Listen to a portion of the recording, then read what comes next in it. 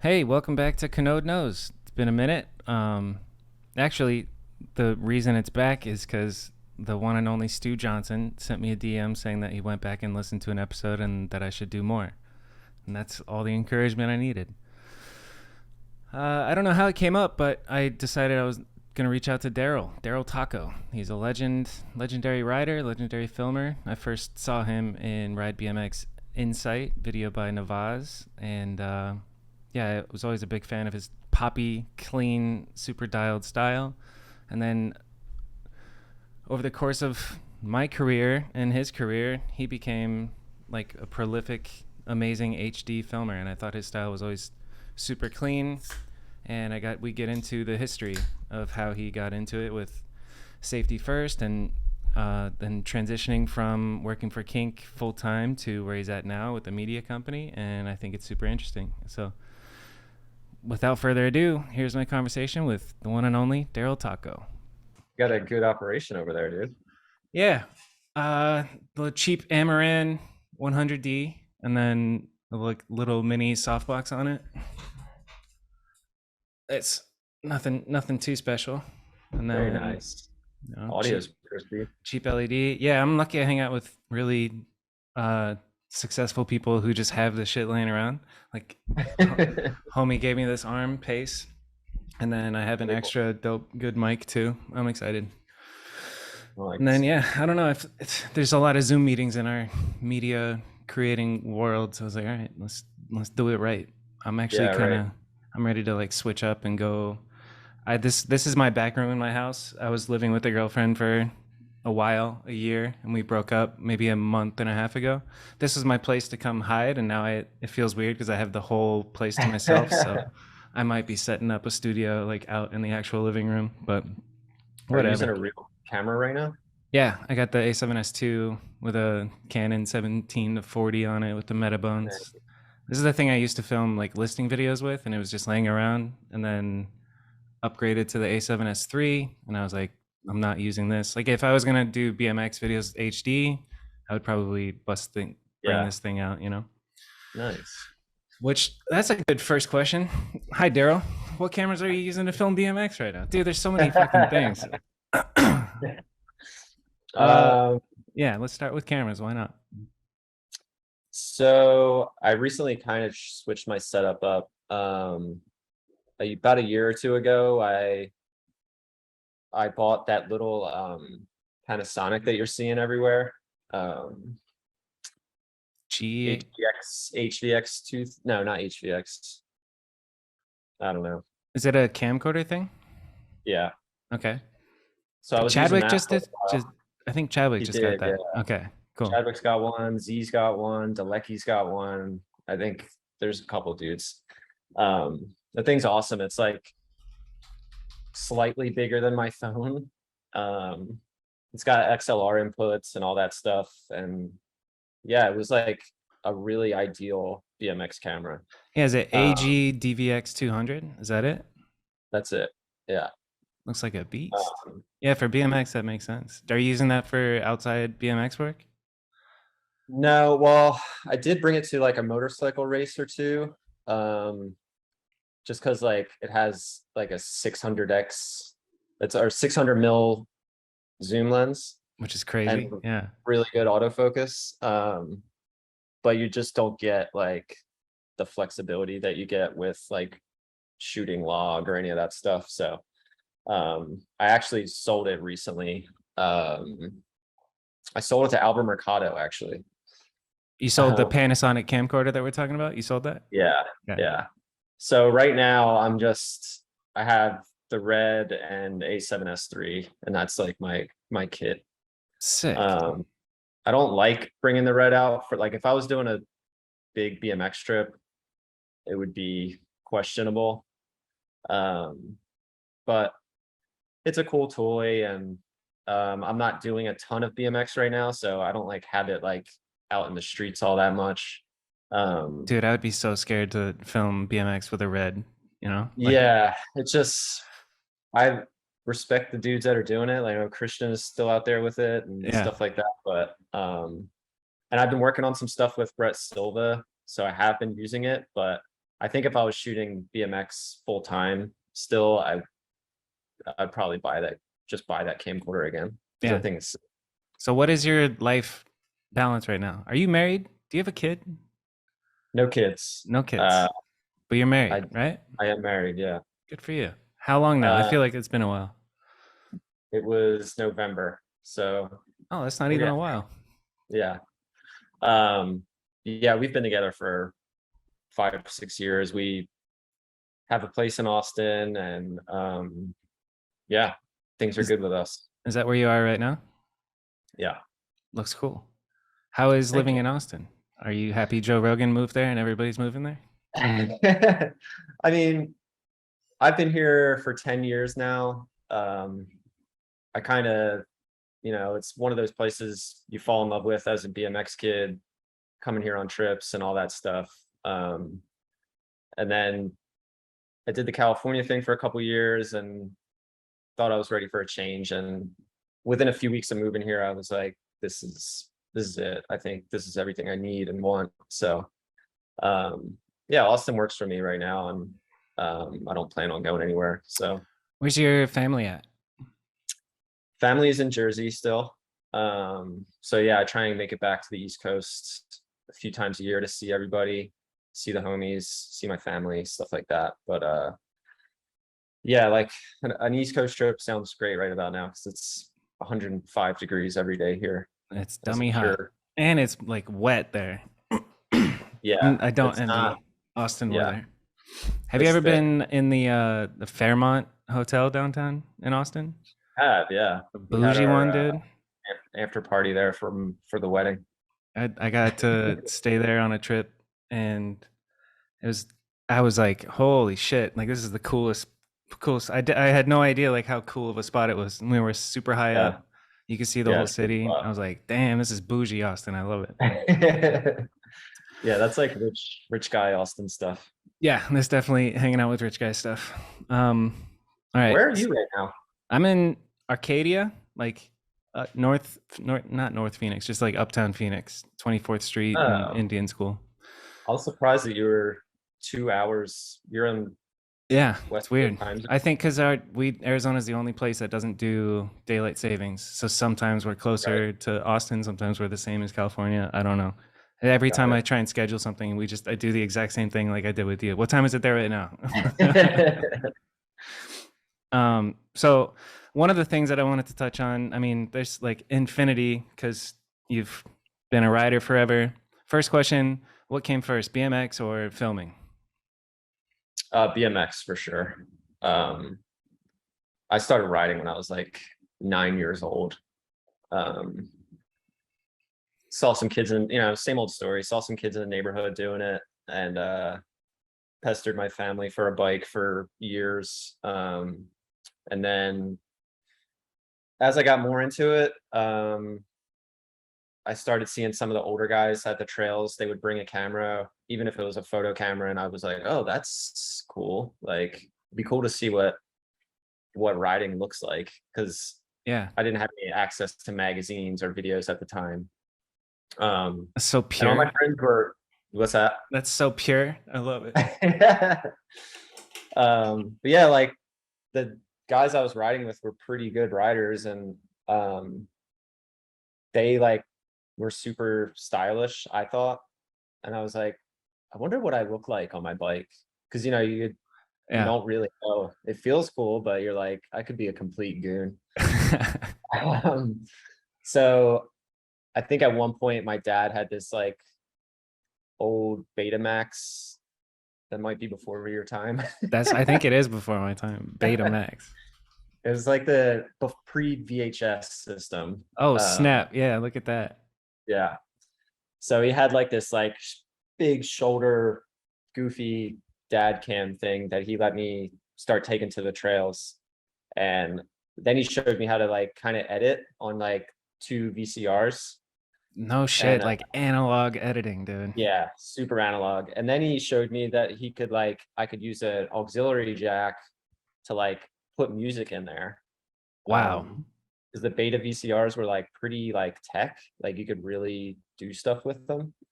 So yeah, I made like I started making little like tape to tape cuts, and that's like when I really like fell in love with it. It was like, oh, I'm like bringing this camera everywhere.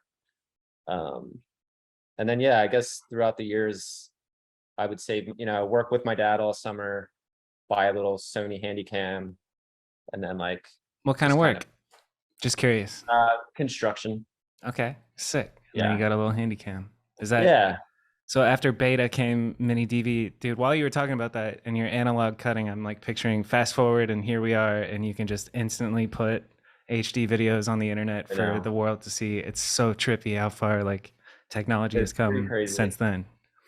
Like I What used to year? have to like make sure that the cut ended exactly where I needed to end, like pressing record and stop and pause and all that stuff. So it was like, I like respect people that had to really cut stuff together back in the day, because now it's just anyone can do it. Yeah, download an app on your phone. So who's Yeah, like right. who was doing videos? Because it is before my time. Well, I guess once you got to know it a little bit more, I guess what was your first big filmer influence? Who did you see that you were like, oh, that's dope? And it was it analog Um, still, or did that take a yeah, while? so I think the first like BMX video that I owned was Standard Domination. And I noticed, shout out to Glenn PP, he did that video like, I don't know what year. It's probably like 95, if I Legendary had to Glenn. guess. Yeah. But I noticed in the video that like he was like filming street lines, and I would see his shadow in the Mm-hmm. in the clips, and it was obvious that he was riding a bike with a camera. And like I didn't know what a fisheye lens was, I didn't know what a wide angle lens was, I didn't know anything. So it's like, how's he like riding with a camera and filming these guys? It didn't make any sense to me. But I thought it was like the sickest video. Like all the music was really cool, and it was like purposefully edited. It wasn't just like clips dropped on a timeline. Right. It like went with the music and stuff like that. So I was like, whoa, this is cool. Um, so That yeah, I came put out in that like 1998. 98. Okay, that How sounds old about were right. you in 98? How old are you now? Did I ask I'm that already? 30. I'm 37, which 37. is Cool. insane to say out loud. I just turned 32 and it's also a trip. It's just like hitting, I think 30 was like oh man, okay, I'm going to be around for a Yeah, while. yeah. So yeah, I guess I would have been around 14 when that came out. So I'd already been riding for quite a while when I like before I was exposed to like actual professional riding and stuff like that. So that was definitely a game changer. Dude, I'm watching it on mute right now. It's so sick to see. It's so crazy how far we've come. And then you watch something like that and then springs. So Glenn does this video and then a chain of reaction happens. And Yeah, then right. and then did you have a part in Insight first and then you got the opportunity to shoot safety first? Like, I guess we're skipping all over the place, but uh, Yeah. what happened So first? Getting sponsored or what? I um I guess around 2004 or 5, I started working on the first bad timing video with like all my homies in Jersey. Sick. Um, and none of us had sponsors or anything. I think Slattery might have been getting hooked up by United towards the end of filming. And he was on Fit already. But the rest of us were kind of just riding and doing our thing. So yeah, once we finished that video, I had some help. Like I had a few people in the industry reach out to me, which felt insane at the time. Like Skirbo called me one day and was like, "Yo, I heard you're making a video." I That's a was like, trip. "Whoa." Yeah. Um, so they kind of helped me out with like distribution and stuff. And then the guys at Blackout helped me out with distribution. Um, and Navaz actually like was from my area, and he kind of always helped us out. He put me and my friends on some trips, and he filmed with us, and he was like kind of looking out for us. He Oh, helped me with like technical stuff on editing and DVD authoring and all that stuff. And then when I started filming the second video, we were about halfway through filming, and Jay at Kink called me. He had just gotten the job, and he asked me to like if they could start sending me product, and I was again blown away. So like I think about halfway through filming for the second bad timing video is when I started getting hooked up by Kink.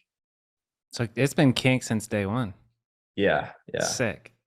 And then once I got on Kink, that's when Navaz approached me about doing Insight, because he kind of needed people with sponsors just to help out with plane tickets. Costs. Yeah, exactly. So I think that was a huge door opener for me, you know, like being asked to do a ride video at that time for me was like so out of the realm of possibility, you know, like all the ride videos before that were so legendary, and all the parts they were just, you know, they're the top guys. So exactly. I was like, what the hell am I doing? Me? Yeah, exactly. Little old me? I'm a top Yeah. guy. You're a top guy, Darryl. Not a top guy. Yeah, but you are though, you know? But yeah, I guess, you know, we finished Insight, and that's kind of when things like really started kind of coming together. I think Kink was growing pretty quickly, and they offered me the job to film Safety First. I got to quit my job at a restaurant that I was working at. Like it started changing my life. Like, yeah, let's talk about that. So first of all, I want to know like how's your memory in general? Because mine, I feel like a goldfish. People tell me stuff that I did in my 20s and I'm like, whoa, cool. I can't remember that. What's your biggest memory from filming for Insight? Did Navaz shoot literally every single clip? And is there a trip or a crazy moment from that? I think there might have been one or two that like my homies filmed of me, but he was out with us. Navaz is super picky about footage and how things are filmed, as you know. He's one of the biggest video nerds I've ever met. I love him. Yeah. And you know, his work ethic and everything about him is very like strict and to the point. So I think he was, like I said, maybe one or two that one of my homies I passed the camera to, but he was on it. But yeah, those trips it was a crazy thing to be a part of, you know, like all of a sudden I had Dakota Roche like sleeping at my house, and I'm getting drunk with Davey Watson on my porch, stuff like that. It was just like, all right, let's go into that, because Davey Watson's a fucking legend. What's it like drinking with Davey Watson? It was awesome. Davey's the shit. He would get obviously looser than most. Yeah. He would show up on like a Boston filming trip and have like a bottle of absinthe that he somehow smuggled. Because he was on I think he was on Federal at the time. So he was already he was a big deal, you know? And he was like traveling the world and doing his thing and just partying. So it was really cool. Like that whole group of guys, it felt like we actually like started calling ourselves Team Insight, because it felt like when we were on those trips that we were just all a team, and we were trying to like get this project done, you know. It was you have a shared goal. Yeah, exactly. You know, me, Dakota, Mike, Jared, Davey, Chester, like it was a really good group of guys, and I'm really thankful for that experience and memory. Yeah, for real. Was most like I've like Chester, it's such a legendary video. I think that would go down in, you know, top 10 videos of all time, which is pretty wild to think about. And then your one clip from your part that I was looking at today that I was like, that's insane, is the biggest pole jam ever. The double peg to, you know, and then trick out of that. That was pretty sick. Yeah, that was actually in my home, or not my hometown, but the small town I was living in South Jersey at the time. That thing just popped up one day and we were like, I think that's rideable. And then, yeah, it worked. That's pretty dope. And then what I want to know is like, if you're comfortable with it, one of the things that people get hung up on, and I did too, leaving BMX, or not leaving, I still film BMX, but learning your value as a filmmaker and like the money side of things. Because I was chasing this dream I achieved my dream. I got the dream job, and then realized like, oh man, like I'm below poverty line at this Yeah, at this dream job of mine. yeah, So like, how much were you making at the restaurant, and then how much does it cost to produce a safety first? You know? yeah. I guess obviously you got to take into account that this was, you know, 15 years ago. But I think, I was just a busboy at this restaurant for 4 or 5 years. I was probably pulling in like $1,500 a month or so working. Um, and when Kink approached me to do the video, I was like, well, like, there's no way I'll be able to just like start traveling for the next year. Like, I can take off for a week at a time every few months or whatever it is, but you know, it's just it's not realistic. And they basically just told me like, what do you need to quit your job? Which Hell again, yeah, it's a shocking, yeah. shocking thing to hear. And I undershot. They were like, well, what are you making at the restaurant? And I didn't want to say, I just thought $1,500 a month sounded so insane. So I think I told them 11. Yeah, it's so funny your perception of money when you're young. I Like it's know, I like, know. oh my gosh, I was just, 1100 is so much money, you know? Like yeah. But like, I was like, there's no way they're gonna give me $1,500 to like make a BMX video. yeah, Yeah, 1,500 a month. Um, so yeah, I told them 11, and they were like, okay, yeah, put your 2 weeks in. And sick. I had been there for almost 5 years. It was like, like what? I don't really understand. Like, are you sure? Like, Is this you real? sure you're gonna like be able to do this for me? And they were like, dude, just you're good. So yeah, sure enough, I was able to put my 2 weeks in, and we started filming like immediately. Um, and that was right around the time that Doyle got added to the team, and it just felt like I just was overwhelmed at the like opportunity to quit my job that I couldn't stand and go on the road with these guys that I like, that were heroes to me. It Dream was, job. yeah, Perfect. exactly. And then no looking back since. I don't have you had like a normal job since then? No, Sick. So fortunately, yeah, they once we stopped filming, I was like, I mentioned something to Jay, like, I think I left the restaurant on good terms. Like, I could go back and get my job. And he was like, oh no, like, you don't work anymore. sick. Oh, what? So yeah, then that's when we kind of started talking about, um, getting paid as a writer, getting paid as a filmer. And, we worked a deal out that I felt was more than fair for me. And um, they were happy with everything. So Dude, yeah, good for you.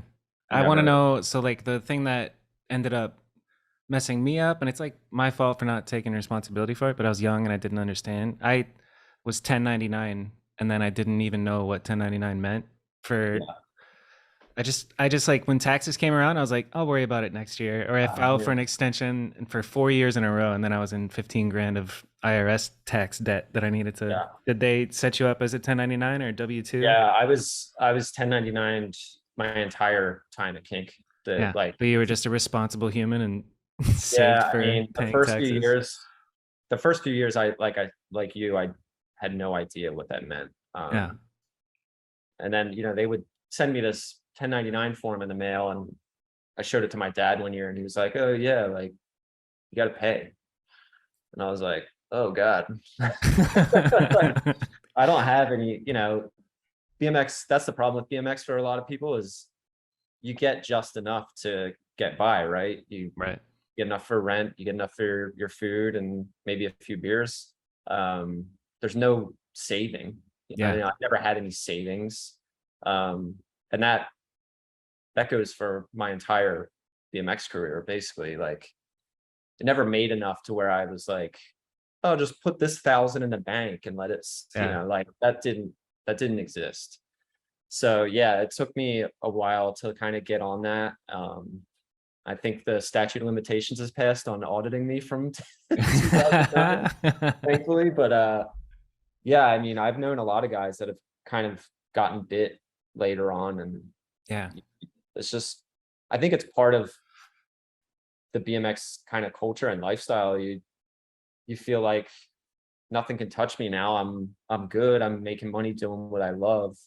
Yep. I'm not gonna worry about taxes or accountants, like any of that stuff. So It's a I think, trade-off, like the lack of ability to save money for living the literal dream of like traveling and yeah, riding spots right, and going all over the place. right.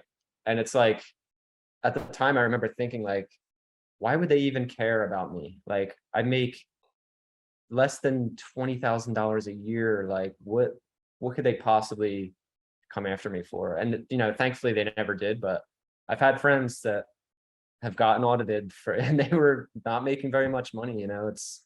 It's a strange thing. I wonder, so you're making me think because I didn't get audited. I just like one day was like, okay, I'll face the music and then Yeah, just set up a payment plan and paid it all down. But yeah. I wonder if I could have gotten away with it. You Statute of might have. limitations. You Yeah. might have, yeah.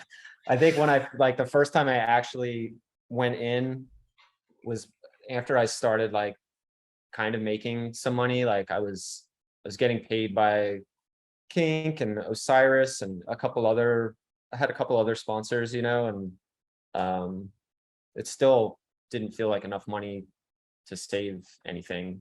Yeah. But I remember going into like H&R Block and they were like, "Oh, you owe them $6,000." And I was like, What? I've never had $6,000 in my life. Yeah. Like, what am I didn't even know what to do. I think I had to sell a bunch of stuff and set up a payment plan like you did. And um, it was a harsh lesson. For real. After that, I was like, okay, W-2 or just keep like every bit of money that goes into the business account, you take, 20% and put it in a separate account and all that Yeah.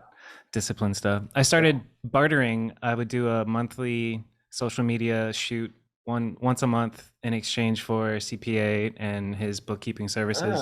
That's a And good I was living good for I one. think we still have that deal going, but I haven't shot for him for a minute, so I got to talk to him. I mean, honestly, that's a really hard part of just being a freelancer in general. It doesn't matter what field you're in. Like, I've had later on in life, I've had tax guys that I've worked with and stuff like that. And I feel like unless they really care about you, unless they really want to save you as much money as they can, like you're going to have to pay hard. Yeah.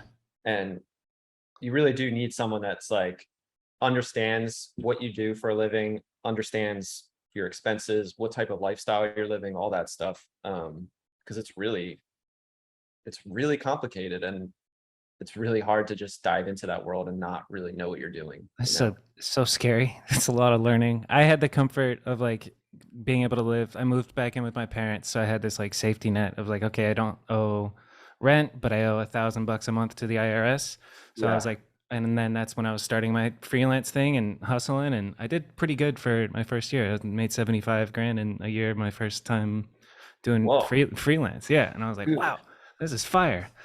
Um, and whatever. But what I'm curious about is the transition from like BMX. Now I don't know when for you it is because you're still riding and filming BMX, but like now you're an adult and you're making adult money doing video production with 360 Media, right? Yeah, Is that yeah. your company? It's not. Conglomerate with Chad? It's basically, yeah, Chad started it with the help of a financial backer that he had been working with.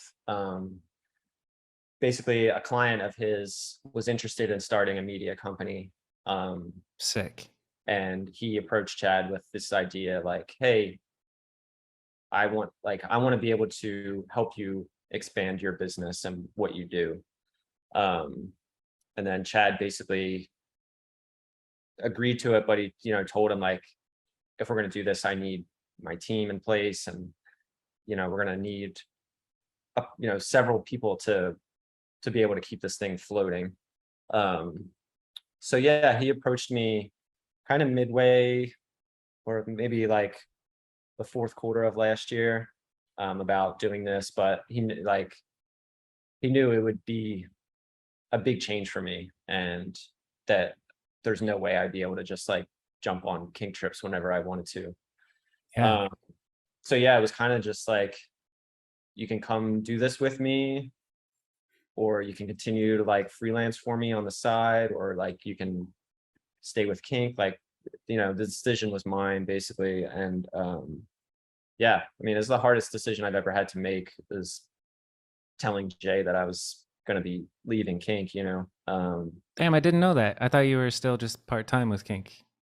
yeah, no, Calvin Kosovich basically like stepped into my role. And like everything was amicable, and no, hard Yeah. feelings or anything like that. We're still friends. They still send me stuff. I'm going to be helping them with their complete bikes and stuff like that later on this year. But yeah, I'm That's dope. like, I'm not really, I'm not involved in the day to day anymore. And yeah, it's a big change. It's kink is like part of my identity. I don't really even Yeah. know who I am without that brand. So it's been a, So it's what been went into that interesting. decision? How did you end up choosing? Sounds like you chose 360 Media. Yeah. I don't know. There's a lot of things, I think just getting a little bit older, and it wasn't so much money. It was more, I can like, I can do this without having to be on the road for 3 weeks at a time. I don't have to, you know, be on the road with 8 guys that want to party every night. And, Yeah. I want to party every night too. Like, I don't know how long, that was sustainable for me. Um, I do like being home with my wife and our dogs, and being comfortable and chilling, and um all those things. But those guys are in Paris right now, and like, you're goddamn right, I want to be Yeah, there. for real. So Um, it's been an interesting kind of like trade-off, and especially seeing them on the road together, that's been like really hard for me. Because I'm happy, and I'm super stoked on 360 stuff, and my relationship with Chad is great. But BMX is like a part of my blood, and it's an interesting like transition into this stuff, and I'm yeah, I'm still learning, honestly. it's trippy. Yeah. And I had to learn the hard way. I went hard out. I was like, I'm done with BMX. I'm never riding or filming again. And then like I go like a month or two, and I was like, oh, that's stupid. That's like who I am. I love BMX. Yeah. So yeah, I can relate to Yeah. I that. mean, I feel like I've heard that story about a couple of guys that, have had good jobs in the industry, or, good jobs in the industry. Yeah, Um, and, you take a step out into that corporate world, or, whatever else is out there, and you're like, oh shit, like, I really miss hanging out with my friends and fucking off like I did when I was, 19. yeah, So I think it's definitely a wake up call, but I think it's the right call for me right now. yeah. I think so too. Good for you. I know two examples that I won't name that are going through that right now. With actually, like, brand new yesterday, is leaving a BMX company and called me and was like, "Dude, I'm scared. What do I do?" And I was like, Really. "Yeah, you got to make the jump, man. Like, freelance, you can do it. Just believe in yourself." And like, Yeah. that's a good question. What would you say to somebody who's like quitting a BMX job and trying to make actual adult money with videography? I don't even know, dude. That's such a tough one for me. Like, I never cared about anything except BMX. I sometimes people would ask me like, hey, would you like film my wedding, or film like a music video or something like that? And I had no interest. Like, I had no interest in pointing a camera at anything other than my friends riding. That is the Um, best. yeah.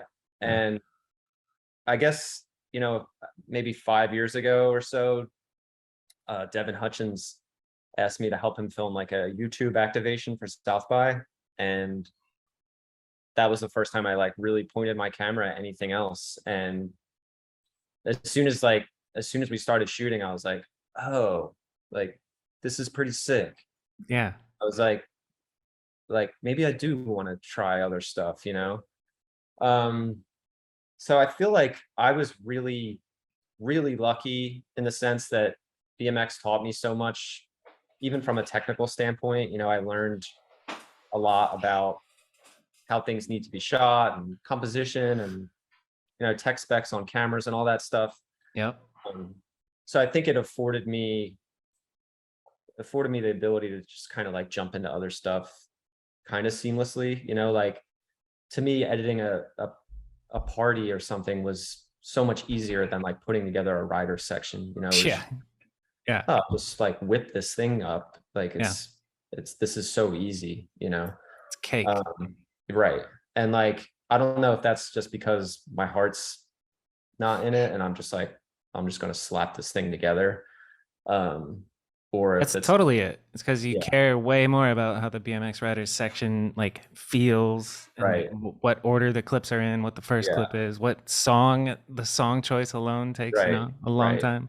And you know, I don't think like that anymore. Like I I have to put a lot of thought and pride into every project we do with 360, but for a long time I was just kind of like, I'll just slap this together and invoice them, you know, Yeah. like You have to and you know, detach your ego from the work. right. And That's good advice to somebody who's going into freelance right there. It's just like take the emotions out of it and just get the job done. You know? yeah, but yeah, as far as like where to start, I honestly don't know. Like I was just as lucky with this stuff as I was with BMX. I kind of just had people hand me like clients or jobs on a silver platter and kind of run with it. And yeah, I'm super thankful for that. That's the Because advice. Is if you get a lucky break, don't fuck it up. yeah, Yeah. yeah, I mean, say yes. Like Yeah. I think that's really important in the freelance world. You know, you can't be too busy or you can't turn down anything, especially when you're starting. Like Right. every opportunity has to be seized, you know. It's Uh, scary. It's so scary to do something that you've never done before and kind of like talking to a client. Do you talk to clients or is it 360? yeah, Like, what's your yeah. role in it? So it depends on the project, but basically I'll be assigned like project manager of something. So if there's a new client coming in, especially if it's like a local Austin client, um, Chad will basically assign me as the manager of said project, and then So then when your point of contact with the client or whatever. Hi, yeah. wifey. Hey, I'm leaving her squeaking dog. So yeah, once you know I've made contact with the client, then it's like, okay, like I'll handle this from here on out, until it comes to like invoicing basically. So what does that mean? How do you manage a project? Is there software you're using? Like, or is it all just No, it's more so just making sure that I'm in communication with the client, making sure that you know, dates are right, times are right, deliverables are set in stone, you know, that we have agreements on when things should be delivered, what should be delivered, all that stuff. So it's not so much like I'm at like hacking away at a computer and using like QuickBooks or anything, but it's more so just like Darryl will be your point of contact from here on yeah. out. That's dope. I love Yeah, that. yeah. Good for you. Was that scary the first time that happened? Yeah, a little bit. I mean, it's it's still scary, you know, like you jump on these projects and they're so much different than what we know as BMX riders, you know, like you have to act a certain way and talk a certain way and, you know, kind of like step outside of yourself a little bit. They don't know that I was sleeping on the floor in a shitty hotel room for years. You know, Yeah. like it's just a different world. So yeah, you kind of have to carry yourself a little bit differently. And that's been an adjustment as well, you know? I think a lot of companies like really look at you know, because coming from the BMX background, they think that's so sick and cool and, you know, like edgy Yeah. or whatever word they want to describe it as. And then Yeah. that's, it's almost an advantage. Like, yeah, I know what's good. I come from a really cool niche Yeah. action sport, to describe it in the like most weird way. Yeah, Niche action sport. no, I think you're 100% right. I think, Oh, you know, especially clients that I've gotten to know and be more like personable with, like once they find out that I have a background in BMX, I used to ride professionally and I've done, you know, X Games or whatever, like they're really fascinated by that stuff. And I think there's a little bit of like kind of a novelty there that they're like, well, our guy, like he rides BMX. And it's yeah, just like, exactly. Yeah. I feel like we kind of have a leg up because we come from that world and people kind of like are curious about it, you know? Yeah, and the whole like your whole career of BMX, you're learning without realizing you're learning content marketing, and 100%. that's it's so it's like it's a blessing. It's we're lucky that we got to like learn Yeah. that and learn what works, and yeah, just constant the social media aspect of it and Yeah. all that, I and how think much work that's what really, comparing. Yeah, sorry, go. no, go ahead. So I was comparing like the amount of effort that goes into filming a full length BMX video where you spend an entire day and you get maybe a 5 second clip versus the amount of effort that goes into a 2 day shoot for a company is just like that people are apologizing to me like, sorry, I didn't get that on the first take. It's just like, you have no idea. I've like filmed dude trying a trick for literally 10 So funny. hours, you know, it's crazy. So we have the built-in patience that comes from the like Yeah, decades of yeah, for sure. And BMX. you know, me and Chad talk about this a lot too. Like, um, I've worked with certain companies that'll be like, oh, you'll like down the shoot today. It's cloudy. I'm like, yeah, we're shooting. Like, Yeah. I think there's part of us as BMX riders that like it's like we're gonna get it done. Like whatever we got to do. Like, you know, we're willing to get placed in handcuffs over these clips. Like, I Yeah. think we'll work with the clouds. You Yeah, know. I think we'll work with the cloud. I've been uh, trespassing into schools for 20 years. yeah, I think there's, you know, that DIY aspect of BMX is just like get it done no matter what, and like work with what's given to you and deal with, you know, whatever you got to deal with to just deliver what you are supposed to be doing. You know, do your job. Yeah. And I think there's a lot of people in our field that don't have that work ethic, don't have that like DIY sense.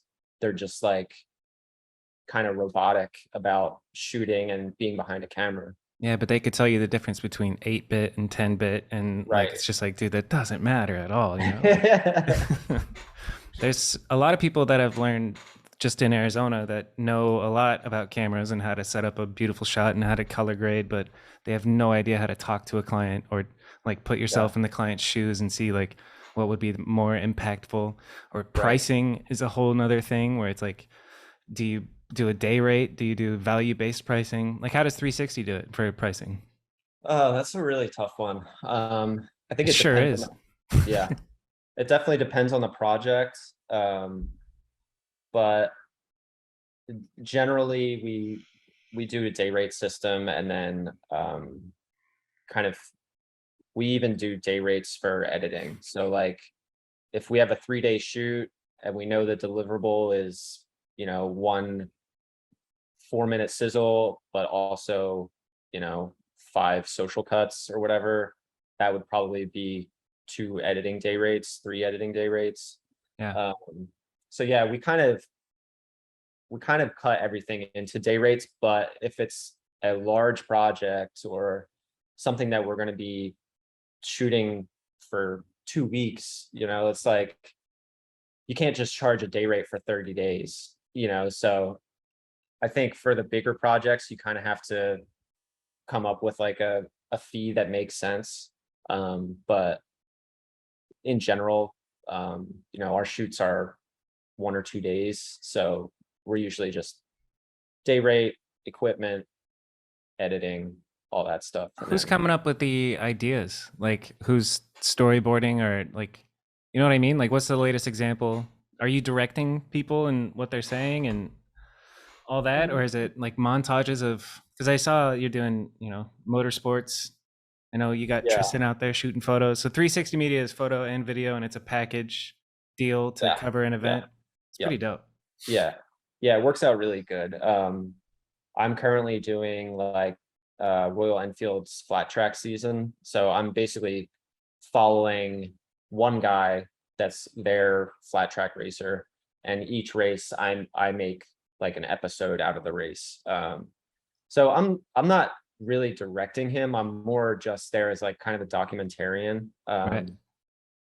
But So are I you have sitting him to, down and labbing him up and having him talk, yeah, and then you yeah, film B-roll the rest of the day and cut together and yeah. Film the races, film B-roll. And but there is like it is a little more faceted than that. Like I kind of have to come up with a story for yeah, each race. Um, whether it's he got hurt today or he didn't the bike broke today or like we kind of have to I have to work out like an angle. yeah, It can't just be the same piece of content over and over again, right? yeah. So I think that's where we put our heads together on that stuff, like figuring out like an overarching idea for the content. Because sometimes clients just want a sizzle reel that's 60 seconds long, and it's like, okay, no problem, easy. Pretty easy. Yeah. Yeah, I but would tell them like, hey, it's not that effective. It's like a big ego stroke. Like you can put it on your Instagram and look how cool I am, but it yeah, doesn't affect me as a consumer. I don't care about your sizzle reel. Like, oh, right, cool, but tell me a story. I want to, yeah, yeah, yeah, I want to. I was just talking to a guy. He owns this like live bearded company, and I was brainstorming with him on content that you should do. It feels to me like we're shifting from, or at least in my little world, I'm shifting from filming horizontal to filming vertical reels. Because what yeah, does every client want? They want growth on social media, and it's like, what's the best way to do that? It's reels, okay, and then from there you digest, and yeah, it's like you gotta like surrender and go with it. It's just like I did a shoot on Saturday morning where like I set up the tripod and then angle the camera so it's vertical and tell this guy what to say. We filmed yeah. 32 reels in like an hour and a half. Oh my And I gosh. think that's an interesting model and I like it because then I can dish off the editing to virtual assistants and stuff. And it's weird. There's different routes. There's a local company here called Epic Light Media. They also have a YouTube channel. They're super dope with tutorials and they do full blown like, $20,000 shoots, like Yeah. commercials, like actual commercials. And I really want to do that. I got to not even humble brag. I brag. I got the random opportunity to direct and shoot and edit a commercial for an education course that I think is currently airing on A&E. Like Dude, I that's got a sick. I got a TV credit. I'm stoked. Dude, And that's awesome. I built a little like skeleton crew, a gaffer, a sound guy, and then I had Eric Ballman come shoot behind the scenes, and then like maybe a girl to help assist in some sort. But it was a shit show. I don't know what to say on a set. I asked the gaffer like, all right, so I'm ready, but what do I say? And he said, you say sound, and then sound guy says speed, and then rolling. I forgot again. If I was on set directing again, Yeah. I'd be like, okay, what do I say now? But we got it done, and That's a it trip. turned out Like cool. I've never really been on like a proper set, and I won't pretend to be like, a cinematographer or a director or a producer. Like I kind of have a lane that I feel comfortable with. I feel, comfortable behind a camera and like being able to tell a story, but I don't have like a lot of real world experience with like being on set It's or just pretentious, dude. They're all just like you learn the jargon and then all of a sudden you're better than everybody else. You come yeah. like, oh, look at you. You don't even know what the sound guy says. It's like, come on. Yeah. I think a lot of it is just like waste because it's like an old model that where you used to have a full blown production team to create, a movie. But now you can one man army everything. And that's where the Yeah. BMX thing comes in because there's only you on a trip and Right. you know that's something I wanted to touch on like for whether it's Safety First or Champagne. I would say Champagne more likely because like there might. Whenever in BMX videos I see in the credits directed by, I'm like, what are you directing? You know? So like what? Yeah, that's a good point. Yeah. Well, what are you really directing? So do you consider yourself a director in the BMX world? Like for Champagne? Like what is it For like that- for yeah, what's it like behind the scenes filming for Champagne? For that one, we definitely like. I wanted to step it up on a production level. I Which wanted you it. did. Good job. Thank you. Oh. Yeah, I wanted it to look and feel different than anything I had done at least. So yeah, there was a lot more like, especially for intros, stuff like that. Obviously I'm not, we know when it comes down to real riding, like there's no director. Yeah. But yeah, like certain things, if I wanted Hobie to do the skid into the 360 differently, like I would tell, kind of plan him here and tell him like pop here and we're gonna have a camera here and like that. Those things were like very well thought out. So yeah, I did struggle with that actually. Like I don't do it. I don't recall if there is a. It's filmed and edited on Champagne. It just says Okay. filmed and edited by Darryl Tocco. Okay. Yeah. So yeah, I've always felt weird about the director thing. Because even like on my current jobs doing the motorcycle races, like I don't really direct my guy to do anything. I just make sure I'm in the right place to get the shots that I need, Yeah. So You know who's an exception to me talking shit about that is Rich Forn because he does direct. I would agree. I would definitely agree. He's literally directing like, hey, hold your hands like this. Hold your hands. Yeah. But it's so good. Oh my God, he's the best. I love Rich's work.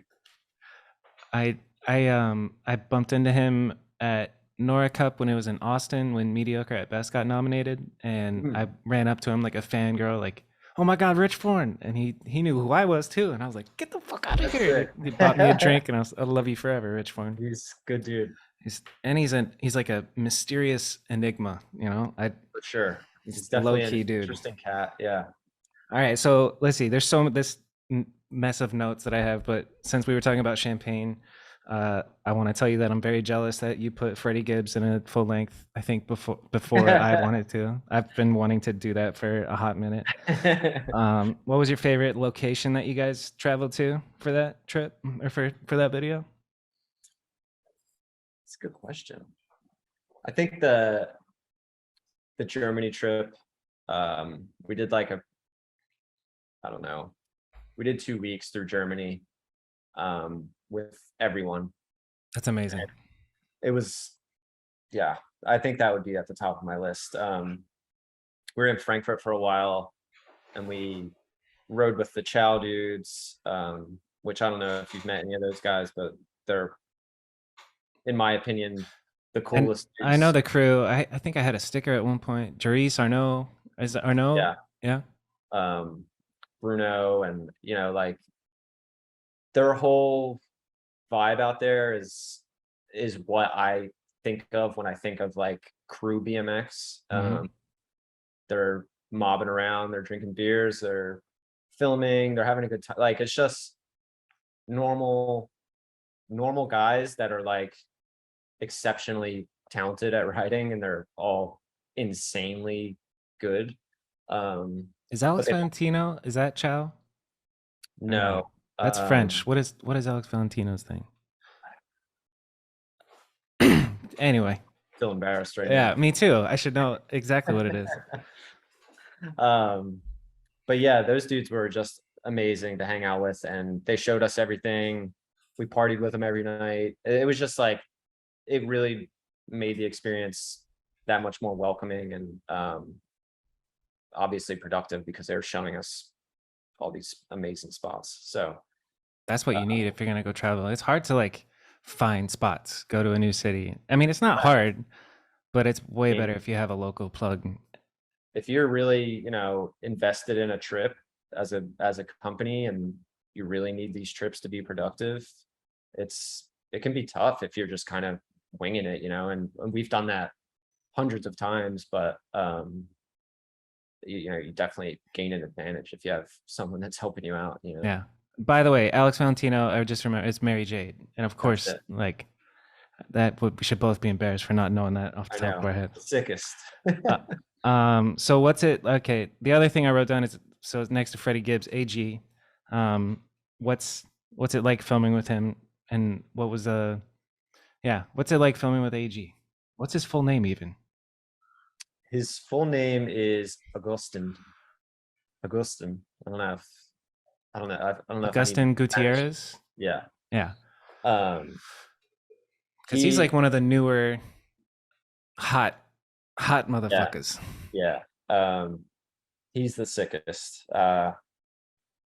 He has like a really interesting approach to like coming up with ideas for spots and what he wants to film. He's really picky about everything that like from spot selection to tricks to how he did the trick. I And respect that. a lot of us are picky, obviously, but he's like a true like student of like animal era East Coast street, so his writing definitely reflects that, and the same It thing sure with does. Why did he yeah. decide to do that Feeble 3 with that pole right there, dude? That's like that was really a hard choice for Ender. The gap trail is just so insane, but yeah, the Phoebe 3 was just like he didn't care if that thing just completely destroyed him, or if there was a car coming. He has like a really serious like fuck it attitude. When he's ready to do something, he's just going. That's what's up. You gotta be a Yeah. psycho. He We had a premiere at our local bike shop for Champagne, and that got the biggest pop. I mean, the whole video was insane, but that That's clip in sick. particular sticks out. Yeah. So that was a scary moment, I suppose. But what would you say is the scariest moment? I would say it's got to be either Chad or Nathan. Like, do you get scared for the riders when they're about to do something Oh hammer yeah. saw? Yeah. Has that changed over the years? I remember when I was young, I was like, "Fuck it, do it, dude, you got it," and I like didn't really care. Now I'm older, and I'm like, "Hey, you don't have to do this trick," you know? Yeah, I think Yeah. it's probably gotten worse, but I remember being really scared for Doyle on safety first trips. So I think I've always had this weird kind of mental issue with riding. I tend to think of the worst possible outcomes Like a sometimes. rational human being. That's your Yeah, problem. yeah. Which, no one wants to be rational on a BMX trip, but um yeah, I mean, it's always scared me. Because I've always been pretty conservative with my riding. I'm pretty calculated and obviously you eat shit no matter what, but I kind of know what to expect. And seeing guys ride on that level, on a Doyle level, on a Nathan level, on a August level, yeah, it scares the shit out of me. Yeah, I can only imagine. Yeah, I mean, filming, Colts X Games parts, stuff like that, where I'm just like, you know, hands are shaking. You're risking your life type shit, Yeah, you know? it's just like I just can't imagine being in that mind state. Like, yeah, I'm gonna try this now. Yeah. So yeah, definitely. Like, I'm scared. So that sounds like that's your answer. Cult fake would be the scariest, the one that you're scared the most. Yeah, Nathan's up there. Nathan is uh, it's scary stuff, man. Hmm. It's like life or death. And he seems like he's so calm about it. I don't think I've ever been with him when he's like setting up to do an actual clip. I've met him, but his vibe is so like zen and cool. Yeah. What's he like when he's gearing up to do something like the Pegs Hard 3, the banger for Champagne? He doesn't even tell you. Like, I feel like Nathan rides at such a high level that he doesn't want to tell you what he actually has in mind, if that makes sense. Yeah. Like putting his pegs on that out rail to begin with was insane. And then, he talked about throwing the bars and felt like he wasn't going to be able to hold on. And then he started waxing the side of the rail. And I think Dan like nudged me and was like, he's gonna do hard 3, you know, and I was like, what? Like, I just didn't really, I couldn't really like register. And then he tried it and like got away with, you know, he crashed, but he got away with it. And I was like, oh shit. So But yeah, sick. he never told me. He never told me. He just, That's interesting. I don't know if he just thought like, oh, I'm waxing the side of the rail, they'll figure it out. But yeah, I feel like he'll ask me to set up, but he won't tell me what he wants to do yet. And it's like, Interesting. I feel like he's embarrassed that it's at such a high level that he doesn't want to like Make the anybody other feel guy. bad? Yeah. Yeah, A humble Michael Jordan. yeah. And I don't know, maybe I'm making that up in my head, but Nathan, yeah, let us know. Let us know Yeah. because I don't even know. Absolute psycho. So like what's Chad like when he's about to do actually I've actually filmed Chad when he does crazy stuff and it's awesome. Yeah. He's just like I feel like you go into the mindset thing of getting ready to do something scary. You have to like zero in, start Yeah. breathing and Yeah. block everything out. Chad's always been like very communicative. Yeah. I think he's like, he gets in the zone and he's like, yeah, let's do this, you know, like yeah, but yeah, Chad's definitely on the list too. People forget how gnarly he is. Like Fearless. Just go that fast first, and bunny hop, dude. yeah, that first clip in his part, the gap to ledge in Sydney is like, it's so ridiculous. And you know, he crashed and got pretty rocked. Like there's obviously blood coming out of his face, and it was just like, okay, you know, it's time to move on. And he was like, no, I'm gonna do it. And What then, a fucking trooper, dude. That's amazing. then he did it again and like cased the corner of the flat. Yeah. It's like, I'm gonna do it again. Oh my god. Dude, like, what is So wrong what with are you saying when this is happening? You're just like, I okay. mean, as a filmer, I try not to discourage anyone from like, if they don't think that it was good enough, I don't think it's my place to step in and say like, dude, you got to chill. I mean, I have been in circumstances where I've been like, I've had to say something, but I try not to. So, I mean, you know, you as a filmer, you get comfortable with the writers and you know what they're capable of, I think. So Right. there's a fine line there, I think. Yeah. As I'm getting older, I'm more and more telling people like, dude, it's fine that you cased it. Let's just move on. You got away with it. You didn't get hurt. Let's keep going. We got a full section to fill out. Yeah. Right. That's the Yeah. tough thing too, is like, you know, injuries can set back a project like big time. You don't, Big time. it's obviously we're always going to go through injuries, but you don't want to like have to put a project on hold because, you know, you clipped a stair or, you know, like, I don't know. There's so many like little picky things you can nitpick You at. didn't like the way you rolled out on that crazy Right. big drop 180. It's like, dude, just take it, man. You landed it. Right. So let's see. I mean, let's keep it going from there. I mean, one of the things that I want to know from you, quick question. I think we're at about an hour. We can wrap up soon, but I want to know, who do you see as like a young writer right now with the most potential? Who's the next Nathan Williams or Chad Curley, or who's next? You know, is there anybody that you see that isn't getting the attention they deserve?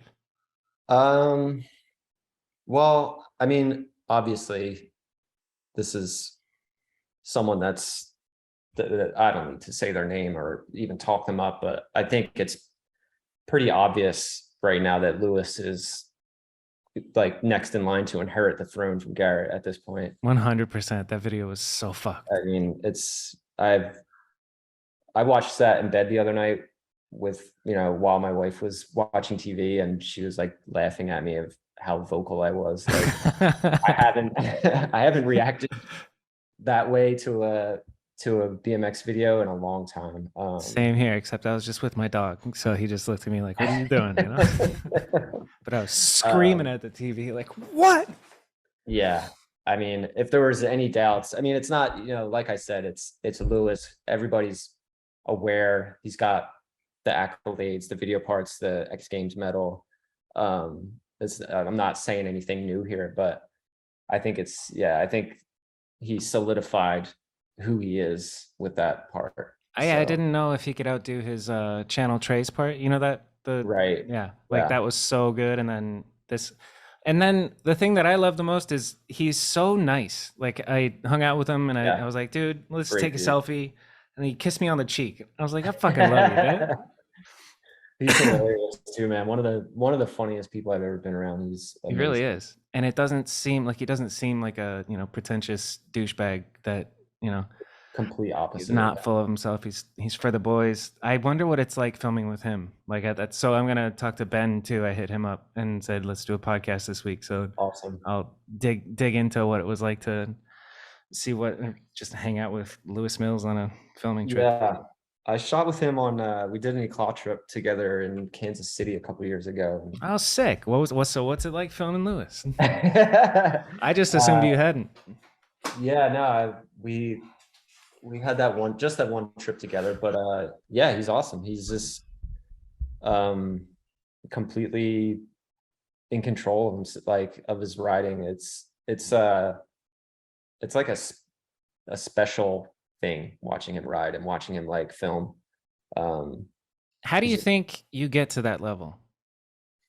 Like I don't know, man. what's the formula for Lewis Mills? Like you have to I be don't know.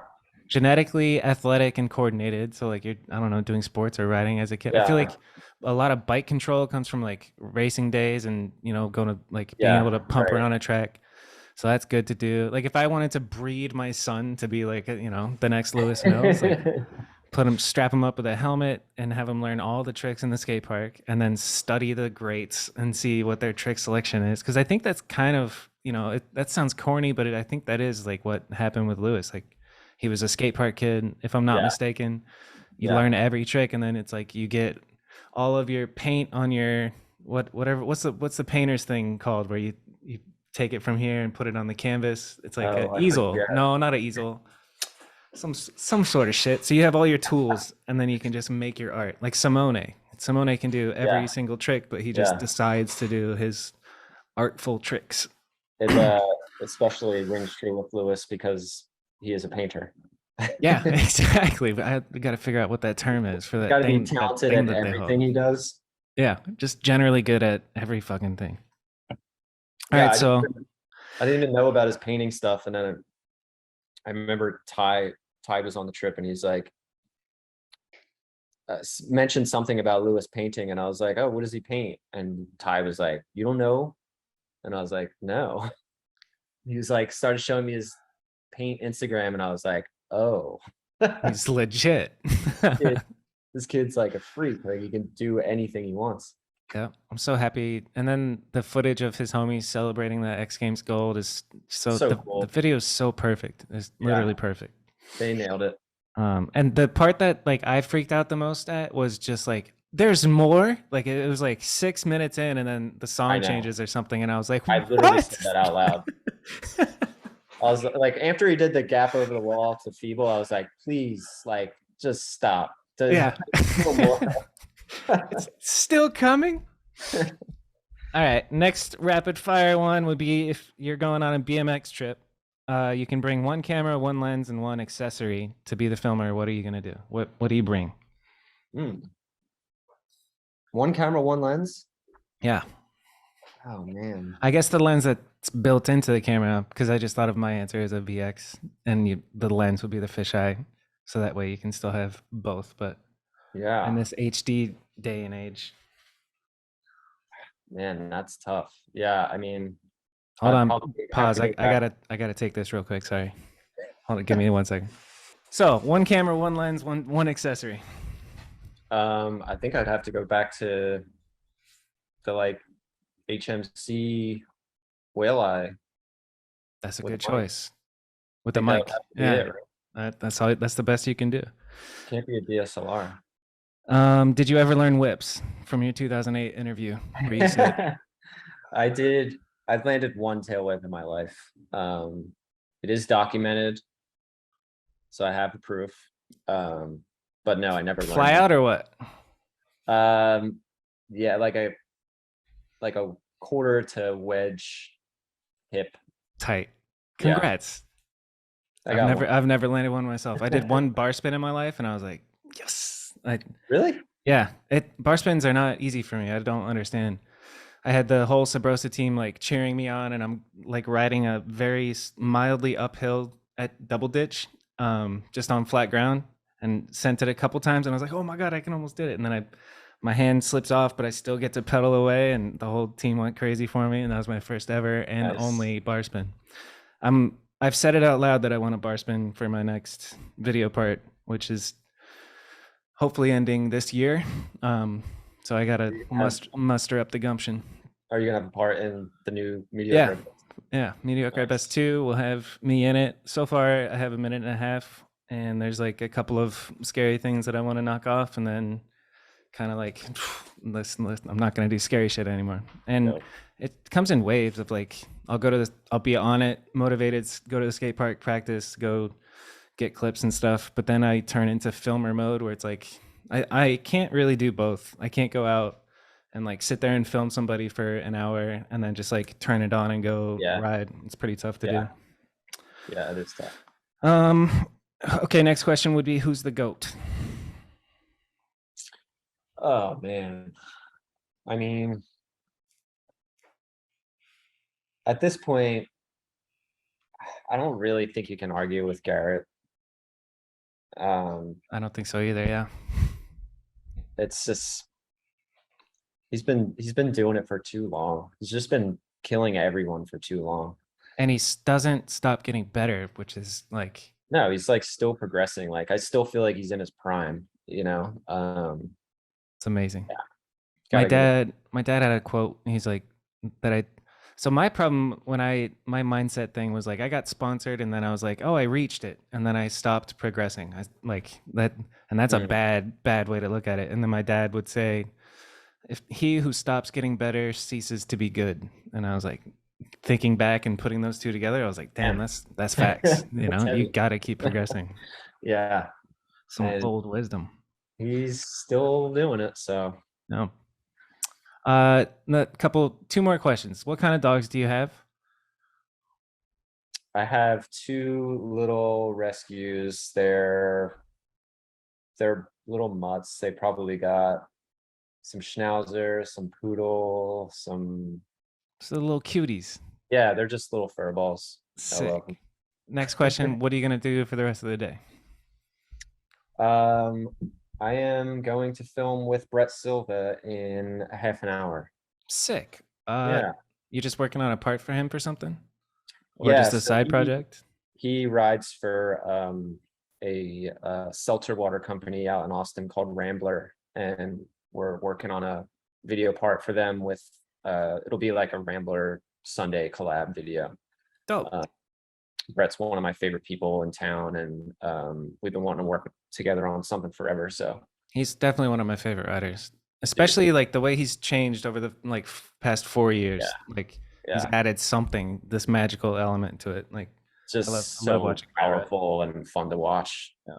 I can't remember if I've hung out with him at all, but I like him. Yeah, one of my favorite guys. Well, dude, thanks for doing this. Thanks for coming on. Man. Thanks for coming on the podcast. Thanks for inviting me. Yeah, it was good to talk. I missed many texts from my boss that I gotta get back to. So thank you. And